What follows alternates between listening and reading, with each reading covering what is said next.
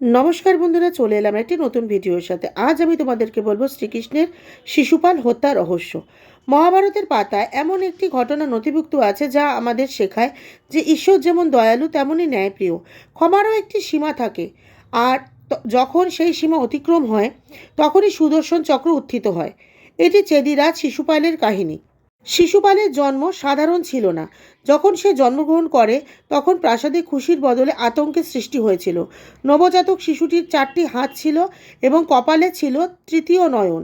তাকে দেখে পিতামাতা ভীতু হয়ে পড়েছিলেন যে এটি বালক নাকি কোনো রাক্ষস। তারা তাকে ত্যাগ করতে যাচ্ছিলেন। ঠিক তখনই এক আকাশবাণী শোনা গেল, হে রাজন, এই বালককে ত্যাগ করবেন না। একে যে বধ করবে সেও জন্মগ্রহণ করেছে। যে ব্যক্তির কোলে বসলে এই বালকের অতিরিক্ত হাত এবং চোখ অদৃশ্য হয়ে যাবে, সেই ব্যক্তিই হবে এর কাল, অর্থাৎ মৃত্যুর কারণ। পিতা মাতা অনেক রাজার কোলে বালকটিকে দিয়েছিলেন, কিন্তু কিছুই হয়নি। সবশেষে ভগবান শ্রীকৃষ্ণ তার পিতা বাসুদেব এবং বোন সুভদ্রার সাথে সেখানে এলেন। যখনই পিসি অর্থাৎ শিশুপালের মা বালক শিশুপালকে গোবিন্দের কোলে দিলেন, চমৎকার ঘটে গেল। বালকের অতিরিক্ত হাত দুটি খসে পড়ল এবং তৃতীয় নয়নটিও বিলুপ্ত হয়ে গেল। এটি দেখে শিশুপালের মা অর্থাৎ শ্রীকৃষ্ণের পিসি কেঁদে ফেললেন। তার সেই আকাশবাণীর কথা মনে পড়ে গেল যে কৃষ্ণই তার ছেলেকে মারবেন। তিনি কৃষ্ণের হাত ধরে বললেন, গোবিন্দ, আমার ছেলেকে মেরো না। শ্রীকৃষ্ণ হাসি মুখে পিসিকে কথা দিলেন, পিসি, চিন্তা করো না, আমি এই বালকের 100টি অপরাধ ক্ষমা করব। যেদিন এর 100টির বেশি ভুল করবে সেদিন আমি নিরুপায় হয়ে যাব। পাপের সময়সীমা বেড়ে গেল। শিশুপাল বড় হলো, কিন্তু কৃষ্ণের প্রতি তার ঘৃণা আরও বেড়ে গেল। পাণ্ডবরা রাজসূয় যজ্ঞ আয়োজন করলেন। বড় বড় রাজা, মহারাজা, ঋষি, মুনি এবং স্বয়ং ভীষ্ম পিতামহ সেখানে উপস্থিত ছিলেন। সবাই প্রশ্ন উঠল, প্রথম পূজার অধিকারী কে?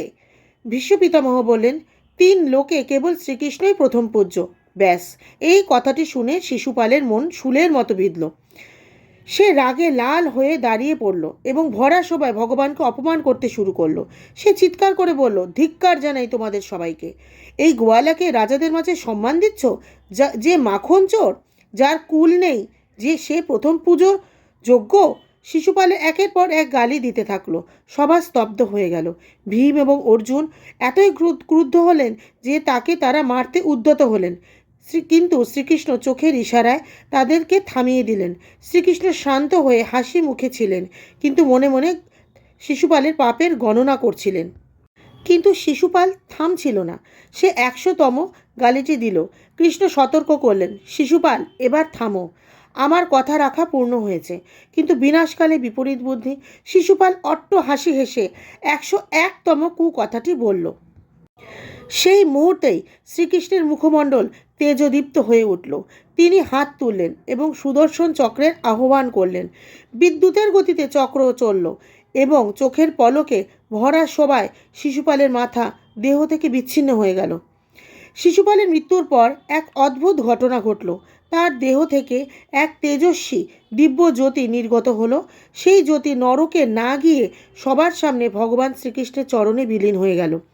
সবাই অবাক হয়ে ভাবছিলেন যে এমন এক পাপী কিভাবে মোক্ষ পেল। তখন সভায় নারদ মুনি জানালেন যে এটি কোনো সাধারণ মানুষ ছিল না, এ ছিল ভগবান বিষ্ণুর দ্বারপাল বিজয়। সনকাদিক মুনিদের অভিশাপের কারণে তাকে 3 জন্ম পর্যন্ত রাক্ষস হয়ে ভগবানের শত্রু হতে হয়েছিল। প্রথম জন্ম ছিল হিরণ্যকশিপু, দ্বিতীয় জন্ম ছিল রাবণ এবং তৃতীয় জন্ম হলো শিশুপাল। যেহেতু তার মন ঘৃণার মাধ্যমে হোক না কেন 24 ঘন্টা কেবল কৃষ্ণেই নিবিষ্ট থাকত, তাই প্রভুর হাতে মৃত্যুবরণ করে সে মুক্তি পেল এবং পুনরায় বৈকুণ্ঠে ফিরে গেল। ঈশ্বর দয়ালু, তিনি আমাদের ভুলগুলো উপেক্ষা করেন, কিন্তু যখন পাপের ঘোড়া পূর্ণ হয় তখন দণ্ড নিশ্চিত। কৃষ্ণ সর্বশক্তিমান হয়েও পিসিকে দেওয়া কথা রক্ষা করেছিলেন। শিশুপাল শত্রু হয়েও কৃষ্ণকে এত স্মরণ করেছিলেন যে সে মোক্ষ পেল।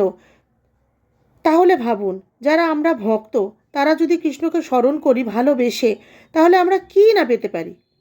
আমার এই ভিডিও ভালো লেগে থাকলে ফলো করে পাশে থাকার অনুরোধ রইল। খুব তাড়াতাড়ি দেখা হচ্ছে আবার একটি নতুন ভিডিওর সাথে। হরে কৃষ্ণ।